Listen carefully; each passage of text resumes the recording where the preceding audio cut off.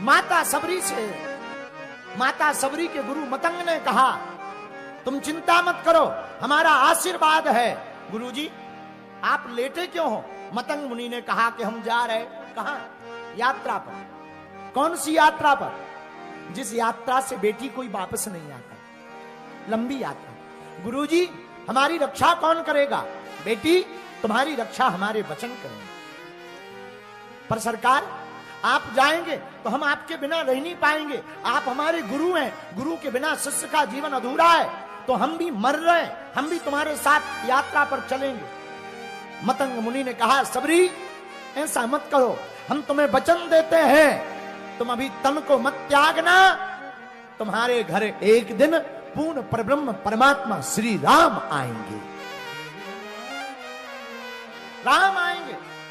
सबरी ने कहा, ना जोग है, ना तप है, ना वैराग्य है, ना ज्ञान है, ना बुद्धि है, ना बल है, ना भक्ति है, ना तप है, ना ध्यान है, ना विधि है, ना यम है, ना नियम है, ना आसन है, ना प्राणायाम है, हमारे पास कुछ है नहीं, और राम हमारे पास आएंगे। मतंग मुनि ने कहा, बिटिया हम अपने तपोबल पर कहते हैं कि राम आएंगे, आएंगे, और एक दिन ढूंढते हुए सबरी के लिए वन में राम आएगा। सदगुरु वैद वचन विश्वास। महाराज आहा, मेरे प्रिय साधकों, इंदौर के प्रियजनों, सुनकर बहुत आनंद आएगा। आपको पता होकर आश्चर्यचकित होगा कि माता सबरी ने 10,000 साल तक प्रभु राम की प्रतीक्षा की है। 10,000 वर्ष तक। बुरा ना मानना मेरे प्रियजनों, मेरी आत्माओं, तुम्हारे पास हम अगर 2-3 बार तुम दरबार में आओ और 2-3 बार में हम तुम्हें बुला ना पाए तो तुम्हारी श्रद्धा टूट जाती है। 2-3 साल तुम हनुमान जी की बागेश्वर धाम की भक्ति करो और तुम्हारी कोई मुलाकात ना हो जाए तो तुम नया बाबा खोज लेते हो। 2-4-5 वर्ष तुम्हारे ऊपर थोड़ी मोड़ी कृपा ना हो गए तो तुम नया गुरु खोज लेते हो। लेकिन कभी सबरी के चरित्र को पढ़ना मेरे पागलों, मेरी आत्माओं, माता सबरी ने 10,000 वर्ष तक प्रभु राम की प्रतीक्षा की। माई बाप रोए, ये जो भौएं के है ना, भौं के नीचे आंख के जो रोए है ना, कथा कहती है ये रोए इतने बड़े हो गए थे कि धरती में लटकने लगे थे। जब राम जी बन आए और जब सबरी को पता लगा कि राम जी बन आए और राम जी ने कहा, मां सबरी, तब आप सुनकर आश्चर्यचकित होंगे कि सबरी को राम जी को देखने के लिए दोनों हाथों से अपने रोओं को उठाना पड़ा, तब दर्शन भये।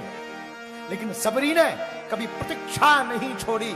मेरे पागलों, भगवान की प्राप्ति, भगवान की कृपा, भगवान का आशीर्वाद परीक्षा से प्राप्त नहीं होता है, प्रतीक्षा से प्राप्त होता है।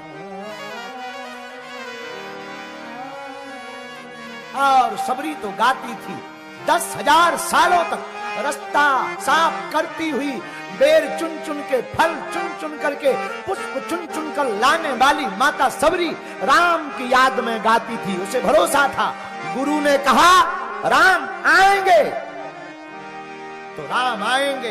लोग कहते हैं कि कैकेयी के वचनों के कारण राम को वन जाना पड़ा। बागेश्वर धाम की व्यासपीठ कहती है कि सबरी के कारण राम को वन आना पड़ा। जात की भीलनी थी, उसके लिए प्रभु राम को वन आना पड़ा। मेरी आत्माओं, मेरे प्रियजनों और मेरे इंदौर के पागलों, हमारी कथा को याद रखना। तुम्हारी जिंदगी में क्रांति न आए तो कहना, भगवान परीक्षा से प्राप्त नहीं होते, भगवान तो प्रतीक्षा से प्राप्त होते हैं।